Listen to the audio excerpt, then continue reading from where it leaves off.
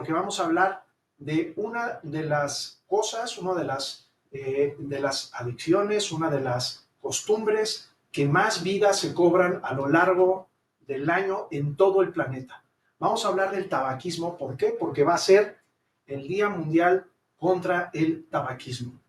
Para nosotros los médicos de todas las áreas, el tabaquismo es algo que nos preocupa muchísimo.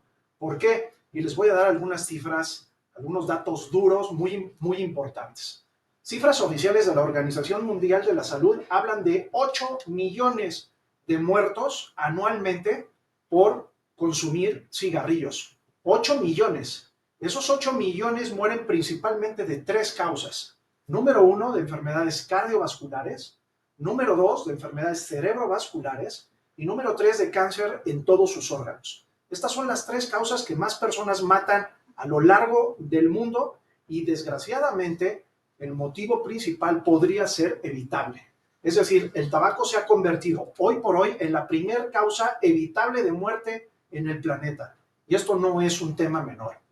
Fíjense ustedes que desde el año 1964, el cirujano general, que es un organismo muy importante, que toma decisiones muy importantes legislativas en términos de salud pública en los Estados Unidos, determinó que el tabaco era una de las causas más importantes para enfermedades cardíacas y pulmonares. 1964, fíjense que ya vamos para 60 años. Y en esos 60 años, ¿qué ha pasado? Pues que la gente sigue fumando. Y en algunos países incluso más. En algunos países no solo ha disminuido la cantidad de fumadores, sino que ha aumentado. Déjenme darles algunas cifras importantes para ponerlos en el contexto mundial. El país que más fuma en el mundo es China, donde el 60% de sus adultos son consumidores de cigarrillos.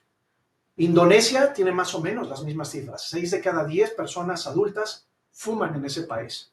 La Unión Europea en todo su conjunto fuma aproximadamente el 27% de los adultos. ¿Qué pasa, por ejemplo, en el continente americano? Por ejemplo, en Estados Unidos fuma alrededor del 22-24%, Canadá anda sobre el 25%, Chile, por ejemplo, Chile y Uruguay son los países más fumadores de América Latina. Y ustedes se preguntarán, ¿y dónde está México? Bueno, pues recientemente, estos días, se acaban de publicar los datos del ENSANUD, que es la agencia que se encarga de revisar las estadísticas nacionales en términos de adicciones y de consumo de tabaco. Pues muy bien, sabemos hoy en día, según estas cifras de ENSANUD, que el 20% de los adultos mexicanos consumen cigarrillos. Eso en términos totales nos da una cifra de aproximadamente algo más de 17 millones de fumadores. Más de una década, México se adhirió al Convenio Marco para el Control del Tabaco, que es pues una iniciativa creada por la Organización Mundial de la Salud, por supuesto avalada por la Organización Panamericana de la Salud, y México, adherido a este convenio hace más de 10 años, lo único que ha logrado es que en términos porcentuales, cuando México se adhirió a este convenio, fumaba el 16%, hoy fuma un poco más del 17%. Y en términos de números totales, hoy fuman más de 17.5 millones de personas en México. Y esto nos preocupa profundamente. En mi caso concreto, yo llevo 25 años dedicándome al cáncer de pulmón y a los tumores de tórax. Y como se podrán imaginar, pues la causa número 1 para desarrollar un cáncer de pulmón es sin duda el tabaquismo. No es la única, pero sí la más importante. En México tenemos otros factores de riesgo para desarrollar cáncer de pulmón.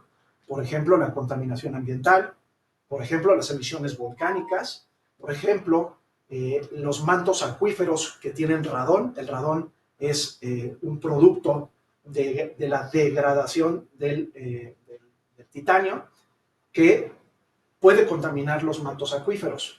También el factor hereditario. Si tú has tenido o tienes parientes en primer grado, padre, hermano, abuelo que han padecido algún cáncer, también es un factor de riesgo. Es decir, tenemos varios factores de riesgo. No se asusten, no porque tengas uno de todos estos vas a desarrollar un cáncer de pulmón. No, no es así. Para desarrollar cáncer de pulmón tienes que tener varios de estos factores y estar en contacto con ellos durante muchos años. Y ese es el tabaquismo. El 85% de los pacientes que tienen cáncer de pulmón son o fueron fumadores. Y ahí el drama. ¿Por qué el drama? Porque, insisto, a pesar de las políticas públicas que se han implementado en el país, la gente fuma cada día más. Los adolescentes, los niños empiezan a fumar cada día más temprano. Escuchen este dato porque es realmente estremecedor. Los niños en México empiezan a fumar entre los 9 y los 11 años. Estos niños que están empezando a fumar entre los 9 y los 11 años, escuchen esta cifra porque a mí me parece tremenda. Están disminuyendo su esperanza de vida en 12 años. Es decir, los niños que hoy, que tienen 10, 11, 12, 13 años, y están fumando, a diferencia de sus compañeros que no lo están haciendo, lo más probable es que vivan 12 años menos que los niños que nunca han fumado. Esto es un dato tremendo. Y cuando hablo de datos tremendos del tabaco, me gusta decirles lo siguiente. La gente cree que la farmacodependencia más grave, hoy en día, por ejemplo, está de moda el fentanil, ¿no? Y todo en la televisión, todo el día está fentanil, y Trump habla de fentanil, y las drogas, y no sé qué y tal. Quiero que sepan que el cigarro, el consumidor de cigarro, de estos 17.5 millones de mexicanos que fuman, la mitad, el 50% de ellos van a morir de una enfermedad producto del cigarro. Viene un infarto, un derrame cerebral, un cáncer, lo que sea, 50% van a morir. Es decir, los fumadores matan al 50% de sus consumidores. Y aquí el dato tremendo, ninguna droga, ninguna mata al 50% de sus consumidores. Los consumidores de fentanil no matan, no se mueren el 50%. Los cocainómanos no mueren el 50%. Los adictos a la heroína no mueren el 50%. Mucho menos otras drogas como el alcoholismo o la marihuana o la droga que ustedes quieran, las drogas sintéticas, las famosas tachas, no matan al 50% de sus usuarios. La única drogodependencia que acaba con la vida del 50% de sus usuarios es el tabaco. Y desgraciadamente, de toda esta lista que acabo de mencionar, la única que es legal, la única que se vende en el país es el tabaco. Tú no puedes ir a una tienda y comprar, deme 2 gramos de cocaína o deme 1 mililitro de fentanil, ¿verdad? No puedes, pero sí puedes ir y comprar cigarrillos, a pesar de que es la droga hoy en día que más personas mata en el planeta. Volviendo al cáncer de pulmón, el cáncer de pulmón, que es, insisto, a lo que yo me dedico desde hace muchos años, en México tenemos más o menos 9,000 casos nuevos de cáncer de pulmón por año. Y el drama tremendo es que de esos 9,000 cánceres de pulmón van a morir más de 8,000. ¿Por qué? Porque desafortunadamente se detectan en etapas tardías. Para curar el cáncer, y esta es la gran noticia, esta es la buena noticia, de todo lo que les estoy diciendo, me encantaría que esta fuera la mejor noticia que pueden escuchar hoy aquí, es que el cáncer de pulmón es curable. Sí es curable, siempre y cuando se detecte a tiempo y se trate apropiadamente. ¿Cómo suceden estas dos cosas? Detectarlo a tiempo significa que los encontremos en etapa 1. En el cáncer de pulmón hay 4 etapas, 1, 2, 3, 4. La 1 la más temprana, la 4 la más tardía. Por supuesto, la 1 si la detectamos a tiempo y la tratamos apropiadamente dentro de un grupo multidisciplinario de expertos, la probabilidad de curación roza el 95%. En esta clínica donde estamos hoy grabando, tenemos un grupo multidisciplinar de expertos, todos dedicados al cáncer de pulmón. Cirujano de tórax, neumólogos, cardiólogos, intensivistas, rehabilitadores, psicólogos, nutriólogos especializados en cáncer, cardiólogos. Es decir, tenemos un grupo de médicos muy expertos, dentro de los que hay, por supuesto, oncólogos médicos, radiooncólogos, y entre todos examinamos el caso perfecto de cada paciente para hacer un traje a la medida de cada uno de nuestros pacientes. Porque aquí es importante que sepan que el cáncer no son recetas de cocina. Ah, llegó un cáncer así y así, denle esto. No es así. No funciona así. Cada sujeto es diferente, cada cuerpo es diferente, cada tumor se comporta de manera diferente. Y aunque efectivamente hay tumores del mismo tipo, se tratan de manera diferente. Entonces es importante que cada enfermo reciba un tratamiento personalizado de todo este grupo de expertos que llegan aquí, lo abrazamos entre todos, abrazamos al paciente, abrazamos a la familia, nos hacemos sentir como en casa, que se sientan que este es el equipo que está trabajando con ellos y entre todos sacar el mejor diagnóstico y el mejor pronóstico para cada uno de nuestros pacientes. Eso es fundamental hoy en cáncer de pulmón. Entonces, a mí me gustaría invitarlos hoy a que, uno, dejen de fumar, concienticen. Cada uno podemos ser un influencer en nuestro pequeño ambiente. Una persona puede influir en su familia, en la mesa de su casa, cuando están sus hijos, cuando está su esposa, cuando está su esposo. Puede influir en su pequeño grupo de amigos. Puede influir en su ámbito laboral. No todo el mundo tiene que ser periodista ni comunicador para lanzar mensajes. Cada uno podemos ser vehículos de información correcta. Hoy, afortunadamente, nos acompañan aquí medios muy serios, muy importantes, a los cuales les agradezco mucho su presencia, porque a través de ellos podemos vertir información de verdad, información sólida, respaldada en información técnica, en información científica, información de verdad. Ustedes saben que hoy en día las redes sociales están inundadas de mucha información y hay que saber discernir cuál es buena, cuál es mala, cuál es muy mala. Entonces, hoy estamos aquí muy contentos de poder hablar con todos ustedes de este tema tan importante, el tabaco, ¿sí? Y no sé si tenemos ahorita alguna pregunta o algún comentario de los compañeros periodistas que aquí nos acompañan.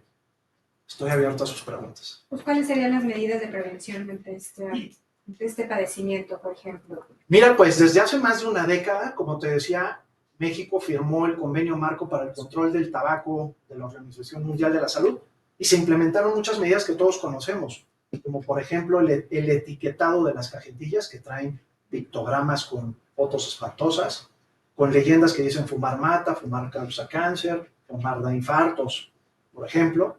Se hizo lo de los espacios libres de humo, ¿sabes? Pues hoy ya no se puede fumar en un restaurante, no se puede fumar en una escuela, no se puede fumar en sitios cerrados. Se han hecho legislaciones para grabar impositivamente más las cajetillas de cigarro. Hoy en México una cajetilla de cigarros normal paga el 57% de su valor comercial de impuestos, ¿sí? 57%. Y tú dices, bueno, pues es mucha lana, pero no es suficiente.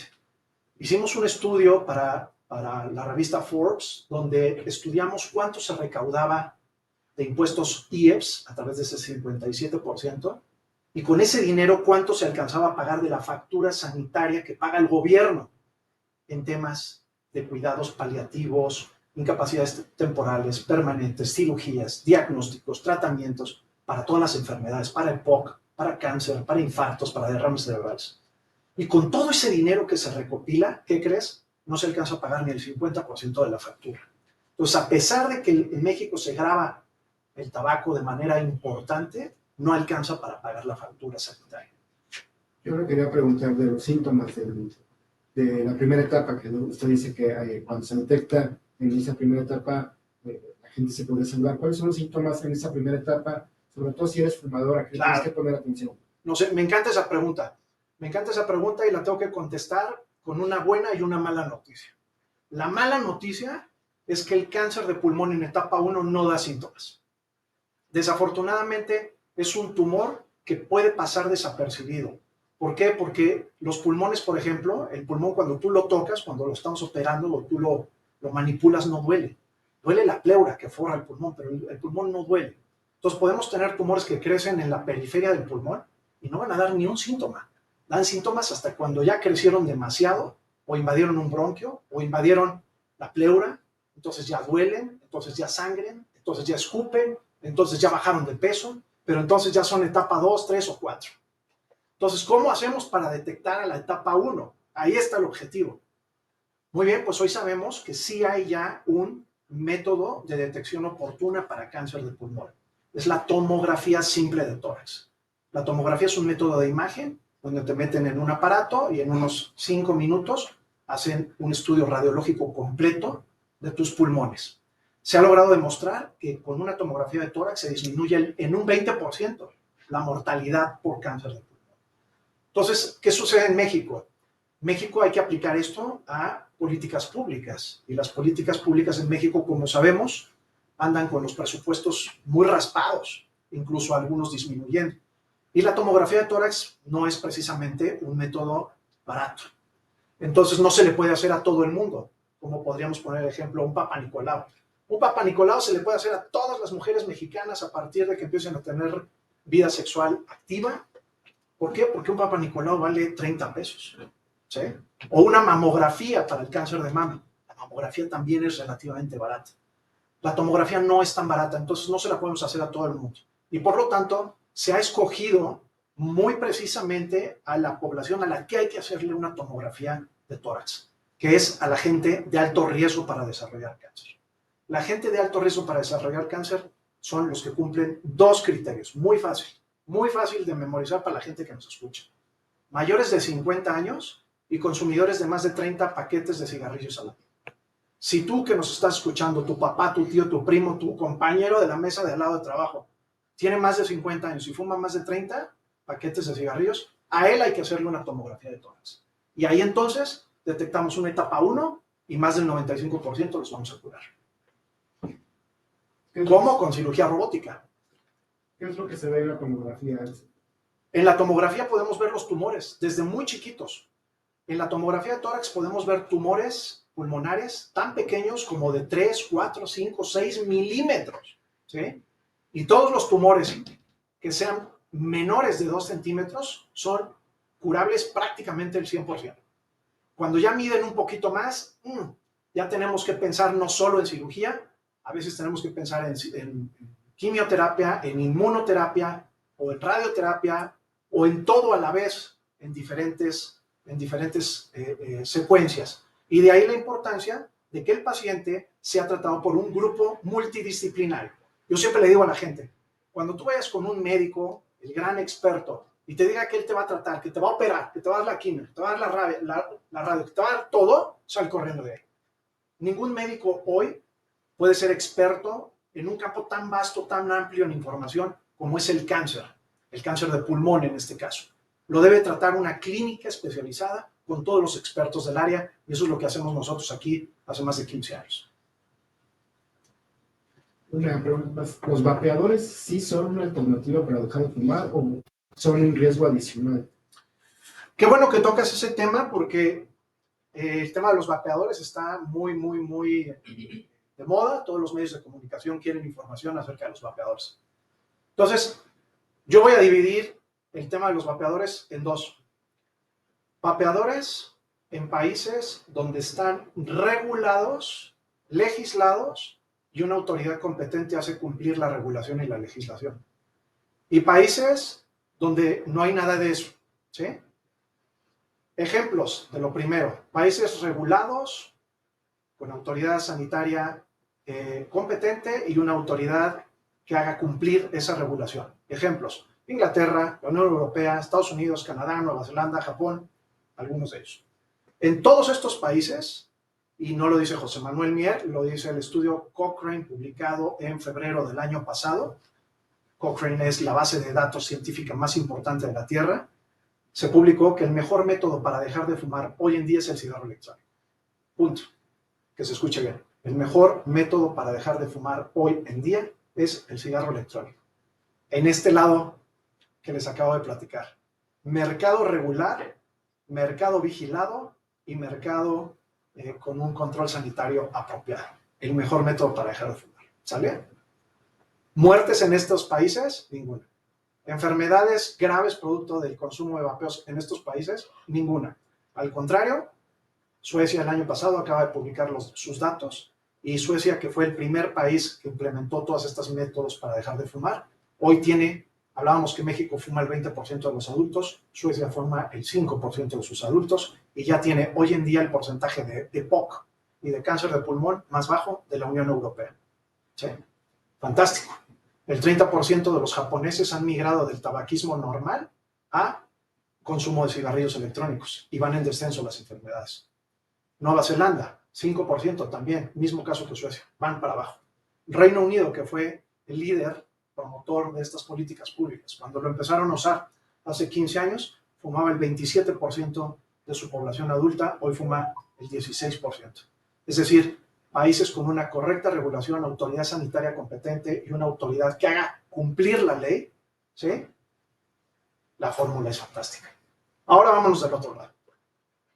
Mercado donde está prohibido y legalizado la compra, la venta, el consumo, el almacenamiento, el transporte, el todo del cigarrillo electrónico.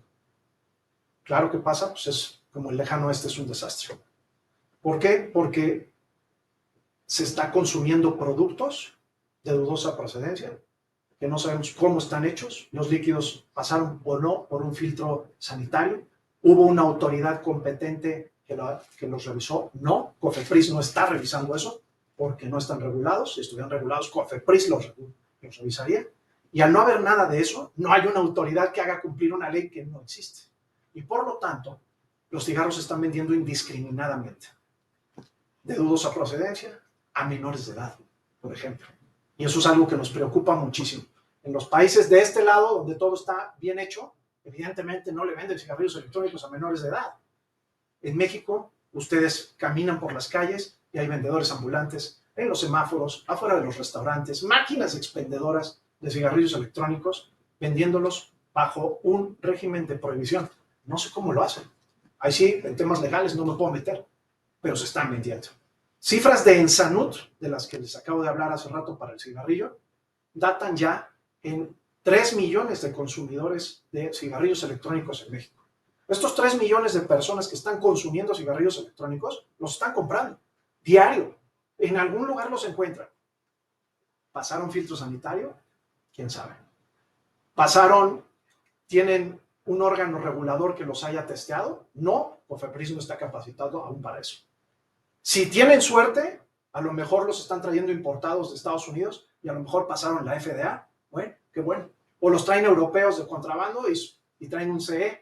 Bueno, qué bueno. Pero si como ocurre en México, casi toda la piratería viene de China, no traen ni CE, ni traen FDA, ni traen COFEPRIS. Entonces, hoy por hoy, en este momento, no podemos recomendar en México el consumo de cigarrillos electrónicos bajo este régimen de prohibición, porque no hay garantías de que el producto sea seguro para el consumo humano. Me pregunta Claudia Arellano del diario La Razón. Dice, mi pregunta es, ¿el aumento del consumo en niños ha aumentado en la última década y a cuánto asciende ese número? Sí, está aumentando mucho. En estos datos de Ensanut se habla de que los niños entre 9 y 15 años están fumando más. No solo cigarrillos, sino también cigarrillos electrónicos. En el rango de edad de 15 a 20 años también, ¿sí? Y en el rango de edad de mayores de 20 también. Es decir, tenemos un aumento tanto de tabaquismo como de consumo de cigarros electrónicos en los 3 rangos, de 10 a 15, de 15 a 20 y en mayores de 20. Gracias. Es un desastre. Okay. ¿Alguna otra pregunta? Sí, ya se habló de las políticas que hasta el momento pues han fallado desde la firma de este acuerdo, pero ¿cuál sería entonces, si no es el cigarro electrónico, cuál sería otra opción que tuviera México en estos momentos para tratar de reducir, si bien ni los costos, ni los altos impuestos, ni las otras políticas han funcionado, alguna que sí podría? Mira, yo creo, desde mi muy humilde opinión, yo no soy legislador, desconozco el derecho, pero desde mi muy humilde opinión como médico, creo que el que estemos hoy en un mercado de ilegalidad es negativo en todos los sentidos. Uno, porque los productos, como ya dije, no garantizamos que sean seguros para el consumo, número uno. Número dos, porque hay 3 millones de gente que lo está comprando diario. ¿A quién? ¿A quién?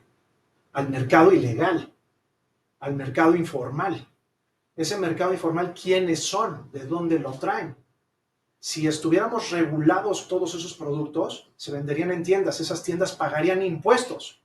Esos impuestos los podríamos estar usando para paliar los daños que producen estos dispositivos. Hoy en día, productos inseguros que los maneja el mercado ilegal, que no recaudan impuestos, que no hay un control sanitario porque como está prohibido la gente no quiere decir que los consume y por lo tanto no hay estadísticas reales nacionales.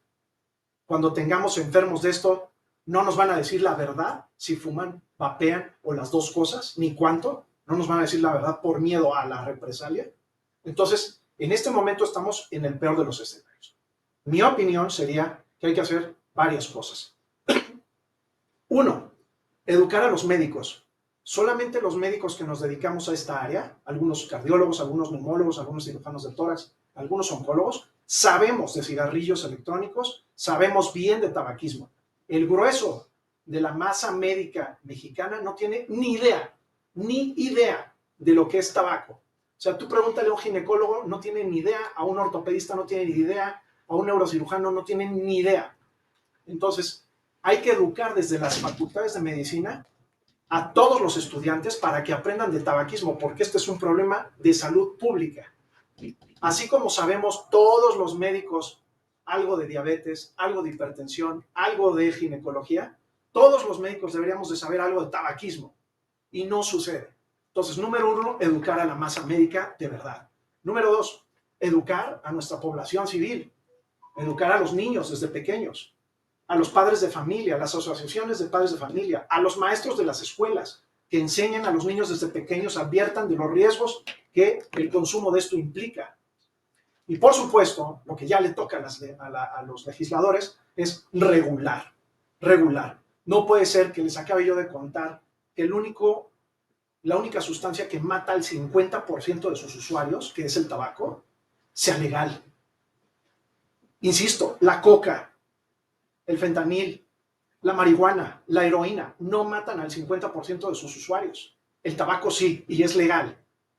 Entonces, ¿por qué no utilizar algo que en el mundo donde sí está regulado, ha probado ser altamente eficaz para que la gente deje de fumar? ¿Por qué no regularlo en este país para que la gente consuma productos sanos, disminuyan las enfermedades, se recauden impuestos, se eduque a la gente y no se le venda a menores de edad? Entonces, mi consejo, sin ser legislador, sin ser abogado, sin conocer las leyes, sería eso. ¿Alguna otra pregunta? ¿No?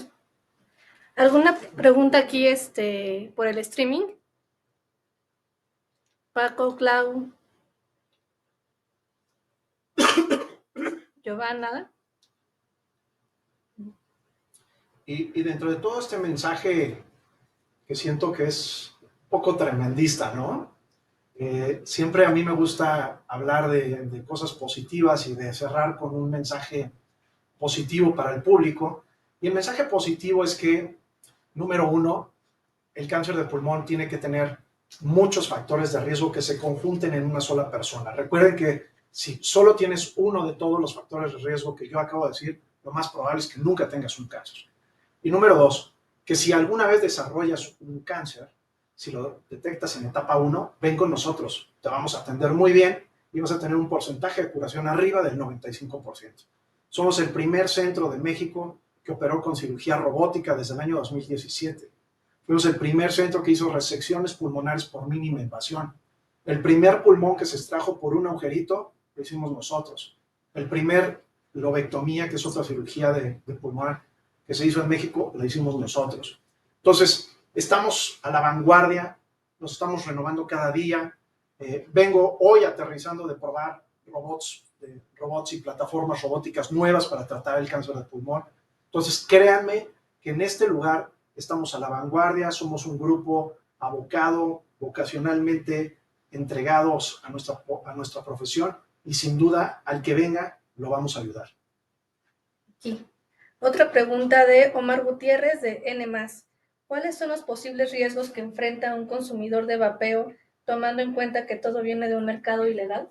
Es que ese es el problema. Depende con qué estén hechos. Yo he visto el líquido, esencialmente el líquido de un vapeador debe traer 4 componentes, 4 esencialmente, que es glicerina, propilenglicol, sales de nicotina y saborizantes vegetales, ¿sí? Esos 4 se pueden ver adulterados de muchas maneras. Si esta glicerina no es de uso médico, puede ser terrible. Hay glicerina para hacer velas. Yo he visto líquidos hechos con glicerina de velas. Si las sales de nicotina no son puras y las diluyen con, por ejemplo, acetato de vitamina E, causan la muerte de la persona. En noviembre de 2019, en el invierno del 2019, en los Estados Unidos, más de 60 jóvenes fallecieron por consumo de cigarrillos electrónicos adulterados. ¿Por qué? Muy sencillo, muy rápido. Porque adulteraron los líquidos con THC, con marihuana. El THC se puede vaporizar perfectamente, no hay ningún problema, siempre y cuando se diluya con el diluyente apropiado. Si tú lo diluyes con acetato de vitamina E, que es lo que pasó en ese entonces, porque no estaban regulados en esos estados, ya saben ustedes que las regularizaciones de Estados Unidos van por estado, en esos estados no estaba regulado aún, con líquidos adulterados, THC más acetato de vitamina E, murieron más de 60 muchachos. Después de eso, ¿qué pasó? Que pum, rápidamente la FDA se dio a la tarea de regularizar el mercado y desde entonces no se ha vuelto a morir nadie, curiosamente. ¿Sí? Entonces, eso es lo importante. Minimizar los riesgos. Por supuesto que va a haber problemas de alergias, de irritación de garganta y muy probablemente cuando tengamos una primera generación de vapeadores puros que lleven 20, 25, 30, 40 años vapeando, muy probablemente va a haber alguna enfermedad. Ya la iremos viendo. ¿Sí? De momento no hay enfermedad grave en un mercado regular y vigilado. Okay. Pues de este lado ya no hay ninguna pregunta. ¿Aquí? De este lado, Doc. Preguntan qué diferencia hay entre el tabaco y la marihuana. ¿Es el mismo daño? Siempre me preguntan eso y me encanta la pregunta. Y siempre les contesto igual. Si tú fumas un cigarro de tabaco, un cigarro de marihuana y un cigarro con el pasto de tu jardín, ¿sí? Y examinas el humo de los 3 cigarros, llevan lo mismo. El problema no está en qué fumas. El problema está en la nube de la combustión. Si tú quemas pasto, hojas de cebolla, marihuana o cigarrillos, todo ese humo tiene 7,000 sustancias sólidas tóxicas, de las cuales al menos 80 tienen capacidad de producir cáncer. ¿Por qué dicen que fumar marihuana da menos cáncer que fumar cigarrillos? Muy sencillo, el número de. El que fuma cigarrillos se fuma 20, 25, 30, 40 diarios. El que se fuma un churro de mota se fuma 1 o 2, ya los muy marihuanos 4. Entonces, claro, no es lo mismo quemar 4 cosas que quemar 40 cosas. Y eso multiplícalo por tantos años. Entonces, en resumidas cuentas, el daño no lo hace la sustancia que quemas. El daño lo hace la cantidad de lo que quemas. Y Francisco de Anda, del Economista. ¿Tenemos datos de cuánto asciende el valor del mercado del tabaco en México y cuánto cuesta tratar a una persona con cáncer de pulmón? Sí, los datos, yo hice 2 estudios de eso, que están publicados en Forbes. Si lo buscan Forbes, José Manuel Mier, ahí viene cuánto cuesta en México tratar el cáncer de pulmón. De hecho, así se titula uno de los artículos que escribí ahí. Y lo que les decía es esto. Se recauda el 57% de la cajetilla, va directamente a las arcas públicas, con los famosos IEPS. Acuérdense que los IEPS son los impuestos especiales a los productos de consumo. ¿Qué productos en México se graban con IEPS? Los productos que pueden causar un daño. Por ejemplo, el alcohol, por ejemplo, las bebidas azucaradas, por ejemplo, el tabaco y los derivados del petróleo. Todos esos se graban con IEPS, que eso va para paliar el posible daño que estén ocasionando. Insisto, con ese 57% de recaudación no se cubre ni la mitad de la factura sanitaria del país. ¿Por qué? Porque la gente cree, no, pues es que solo es el diagnóstico, que lo operen y la medicina. No, el gasto no se calcula así. Se calcula también las horas de pérdidas laborales del sujeto. Imagínate que tú a un cuate de 35 años lo incapacitas de por vida. ¿Cuánto le cuesta eso al Seguro Social? ¿Cuántas horas, hombre, trabajo perdidas? ¿Sí? ¿Cuántas muertes? ¿Cuántas pensiones de viudedad? ¿Sí? Entonces, todo eso se tiene que sumar a la factura de la enfermedad. ¿Sí? Los estudios de investigación que se están haciendo, los tratamientos, los diagnósticos, la cirugía, el sueldo de los médicos que se dedican a eso. Entonces, es inmenso el gasto sanitario y es prácticamente imposible, aunque hoy en día ya se ha hecho el intento, se grabara el cigarro, 99% de la cajetilla fueran impuestos, no pagan la factura. Les voy a poner un ejemplo. Australia es la cajetilla de cigarros más cara del planeta. Cuesta $20. Escuchen bien, $20 una caja de cigarros en Australia. Pensaron que poniendo los cigarros a $20 iba a disminuir el número de fumadores. ¿Y qué creen que pasó? No disminuyó. Lo que disminuyó fue la venta de cigarrillos legales y aumentó el contrabando de cigarrillos chinos. Y el número de fumadores en Australia hoy es incluso mayor que cuando pusieron esa regla. Entonces sabemos, copiemos, yo siempre digo, si nuestros legisladores, algunos copian desde la primaria, ¿sí?